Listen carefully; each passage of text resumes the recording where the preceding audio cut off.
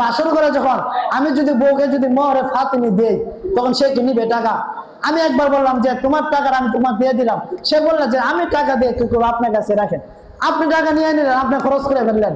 তখন আপনি যদি বলা হয় যে আপনি টাকা খরচ করলেন, তখন যদি বলেন সে তো নিল না, আমাকে অনুমতি দিচ্ছে নেওয়ার জন্য, আমাকে অনুমতি দিচ্ছে খরচ করার জন্য, আমি খরচ করে ফেললাম।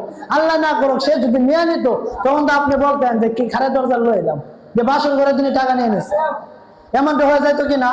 তাহলে সেখানে আপনি টাকা দিলেন, সে যদি আপনি টাকা ফেরত দেয়, সেটাও আপনার জন্য খরচ করা কি হবে না?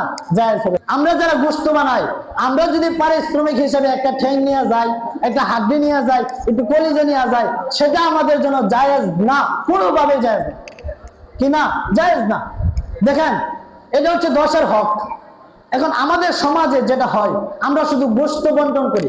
আমরা বুড়ি বলেন, মাথা বলেন, পা বলেন, এগুলো আমরা কি করি না? বন্টন করি না। এটা আমাদের নিয়ম হয়ে গেছে, এটা কিছু করার নাই। এটা আমাদের কি হয়ে গেছে? নিয়ম হয়ে গেছে। সবাই সম্মতিক্রমে এই নিয়মটা হয়েছে, এটা সমস্যা নাই। কিন্তু আমরা যারা পাও বানাই, কাটাকাটি আমরা যারা করি, আমরা যদি মনে করি যে আমি বানাইলাম বলে আমি একটা পাও নিয়ে যাব, সেটা আমার জন্য জায়েজ নাই। সেটা আমার জন্য কি নাই? জায়েজ নাই।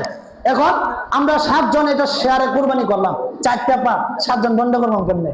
একটা নিলে তো 4-3 জন আমার বাকি থাকে। এই 4টা পা আমি বন্টন করে 7 জন নিব। কিন্তু হ্যাঁ, আমি গোশত কুবাইলাম, এখন যদি আমি বলি যে ভাই আমি তো গোশত কুবাইছি, তাহলে আমাকে একটা ঠ্যাং দিয়ে দেন, ওই বেচারা কি না করবে? বলেন, ওই বেচারা না করবে? এই জিনিসটা হচ্ছে এরকম যে বাসর করে যখন আমি যদি বউকে যদি মোহরে ফাতিমি দেই, তখন সে কি নিবে টাকা?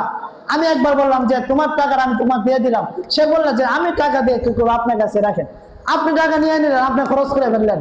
তখন আপনি যদি বলা হয় যে আপনি টাকা খরচ করলেন, তখন যদি বলেন সে তো নিল না, আমাকে অনুমতি দিচ্ছে নেওয়ার জন্য, আমাকে অনুমতি দিচ্ছে খরচ করার জন্য, আমি খরচ করে ফেললাম। আল্লাহ না করুক সে যদি নিয়ে নিত, তখন তো আপনি বলতেন যে কি খারে দরজা লয়ে এলাম, যে বাসন করে তিনি টাকা নিয়ে নিচ্ছে। এমনটা হয়ে যায় তো কিনা? তাহলে সেখানে আপনি টাকা দিলেন, সে যদি আপনি টাকা ফেরত দেয়, সেটাও আপনার জন্য খরচ করা কি হবে না?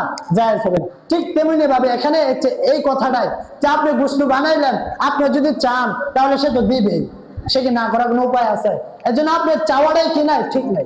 আপনি চাওয়াটাই কি হবে না? উচিত হবে না। চাওয়াটা কি হবে না? উচিত হবে না। আমি চাইলাম না, আমি গোশত বানায় বাড়িতে চলে আসলাম, সে যদি একটা ঠ্যাং যদি মহব্বত করে বাড়িতে পাঠায় দেয়, সেটা হচ্ছে ভিন্ন কথা। সেটা কি ভিন্ন কথা। আমাদের সমাজে এটা আছে তো, যে ব্যক্তি ঠ্যাং বানায় সেই ঠ্যাং দিয়ে কারাগারে দৌড়াদৌড়ি শুরু করে দেয়। এমনও হয় যে আমাদের মহল্লাতে এমন হয়, একজনের গরু 4 দফা 6 দফা, একটা গরু 4 দফা, তার গরু 6 দফা, তার গরু কি 6 দফা। আর যে ব্যক্তি কুরবানি করছে, কুরবানি দিছে, সে পায়ের কোনো নাম গন্ধে পায় না, পায়ের গ্যারান্টিও সে পায় না। এর জন্য আমাদের জন্য উচিত হবে না এটা যে আমি গোশত বানাইলাম, যেখানে একটা পা নিয়ে নিলাম, কলিজা নিয়ে নিলাম, একটু মাথার অংশ নিয়ে নিলাম, একটু গোশত বেশি নিয়ে নিলাম, সেটা হয়ে যাবে আমার পারিশ্রমিক হিসাবে আমি এটা নিলাম, আমার পারিশ্রমিক হিসাবে কি করলাম? এটা নিলাম। এই কথাটা হচ্ছে যে বানাবে তার জন্য। এখন যে দিবে তার জন্য কি?